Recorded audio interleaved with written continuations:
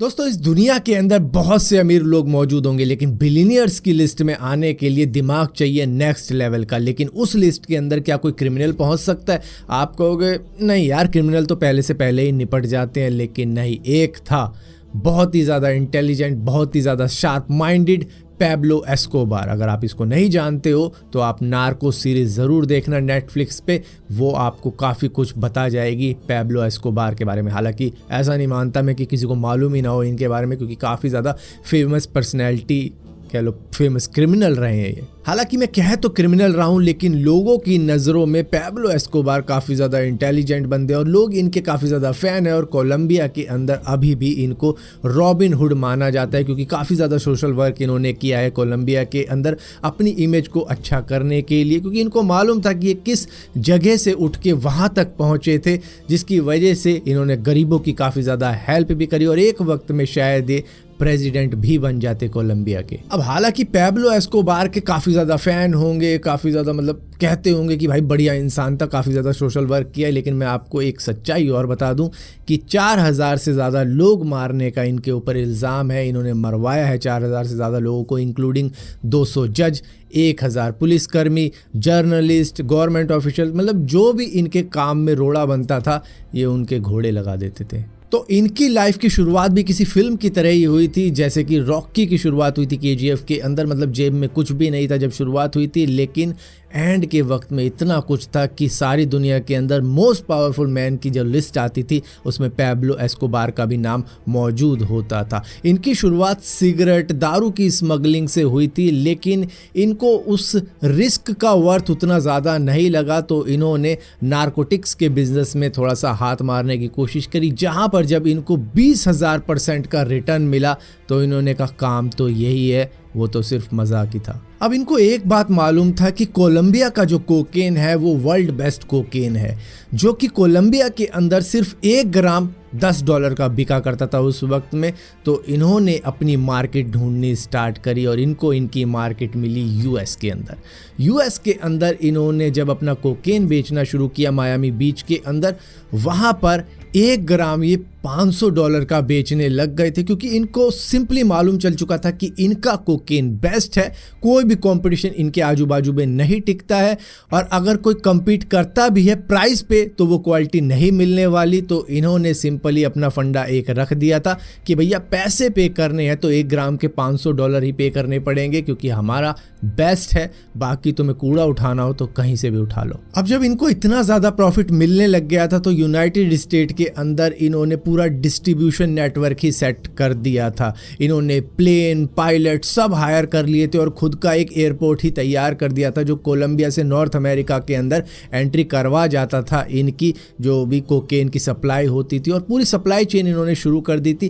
Transportation के मामले में अब इनके कॉम्पिटिटर भी जो हुआ करते थे वो इनकी हेल्प लिया करते थे कि हमारा भी माल वहाँ पर पहुँचा दो, तो उसमें से भी एक कट ले लिया करते थे। इनका दिमाग काफ़ी ज़्यादा तेज़ था। इनको मालूम था कि इस धंधे के अंदर एनिमी काफ़ी ज़्यादा बनेंगे, तो अपने एनिमीज़ को भी ये अपने काफ़ी ज़्यादा क्लोज लाए ताकि ये उनके फ्रेंड बन पाए, और उनका भी काम करवाया, खुद का भी काम करते थे। तो इस तरीके से इन्होंने अपना बिजनेस रन किया था और सभी को दोस्त बना के आगे चले थे। इनके पास में क्या नहीं था, इनके ट्रक्स थे, बोट्स थी, प्लेन थे, हेलीकॉप्टर थे, यॉट थी, सबमरीन थे, और ये सब सैकड़ों की तादाद में थे। पूरी की पूरी एक समझ लो मिलिट्री थी इनकी उस सप्लाई को इधर से उधर पहुंचाने के लिए। जब ये अपने कोकेन की स्मगलिंग के पीक पे थे, ऑन एवरेज ये 15 टन कोकेन हर दिन यूएस पहुंचा रहे थे, और रिकॉर्ड हाई है इनका 25 टन कोकेन इन्होंने एक दिन में ही पहुंचा दिया है यूएस के अंदर। 1980 के वक्त में करीबन 80% कोकेन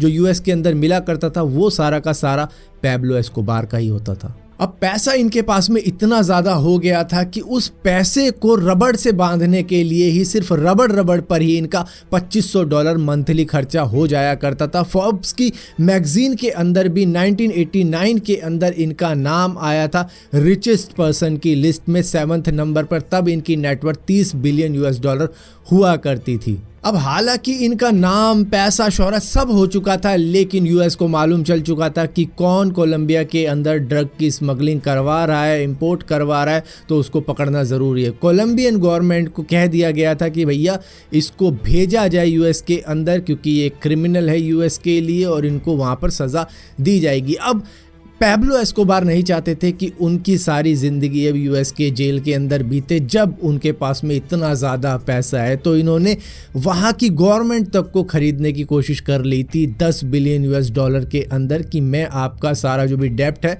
वो चुका दूंगा, बस आप ये जो एक्स्ट्राडिशन वाला लॉ है उसको चेंज कर दो। क्योंकि इसके अंदर क्या होता है कि दूसरे देश के अंदर भेज दिया जाता है वो क्रिमिनल, जिस भी देश का वो क्रिमिनल हुआ करता है। तो इनकी डील गवर्नमेंट के साथ में कुछ इस तरीके की हो गई थी कि मैं भाई यूएस नहीं जाऊंगा, लेकिन हाँ यहाँ के जेल में रह लूंगा। तो करीबन 7 बार ये कोलंबिया के जेल में होके आए थे, लेकिन वो जेल नहीं था, वो लग्जूरियस होटल की तरह था, जहाँ पर बार था, क्लब था, सब कुछ था वहाँ पे। कुछ इस तरीके का भी जेल इन्होंने बना दिया था अपने लिए। सारी दुनिया के अंदर ये क्रिमिनल रहे होंगे, लेकिन कोलंबियन लोगों के लिए ये एक हीरो थे, रॉबिन हुड थे वहाँ के, और इन्होंने काफ़ी कुछ किया कोलंबिया के लिए। मतलब कोलंबिया के अंदर कभी हिप्पो हुआ नहीं करता था, लेकिन इन्होंने अपने प्राइवेट जू के अंदर हिप्पो मंगवाए, और जब इनका डाउनफॉल शुरू हुआ तो इन्होंने ऐसा नहीं किया कि उन हिप्पो को मरने के लिए छोड़ दिया, इन्होंने उसको जंगलों में छोड़ दिया, और आज अमेज़न रिवर के अंदर उनका हैबिटेट है। मतलब हिप्पो की अगर प्रजाति बढ़ी है तो वो सिर्फ पैब्लो एस्कोबार की वजह से ही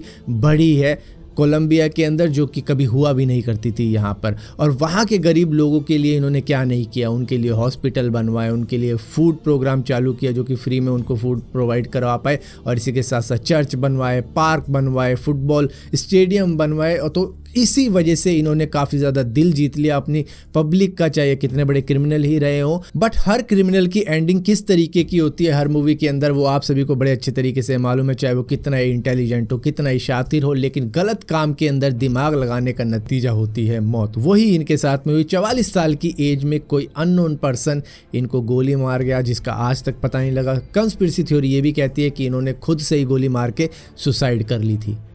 इनके मरने के बाद में जितने भी इनके चाहने वाले लोग थे, जो कि हज़ारों की संख्या में आए थे इनके फ्यूनरल पे, करीबन माना जाता है कि 25,000 से लेकर 30,000 लोग जमा हुए थे, जहां पर पुलिस वाले लगाने पड़ गए थे, इतनी ज़्यादा भीड़ आ गई थी इनके लास्ट राइट के ऊपर।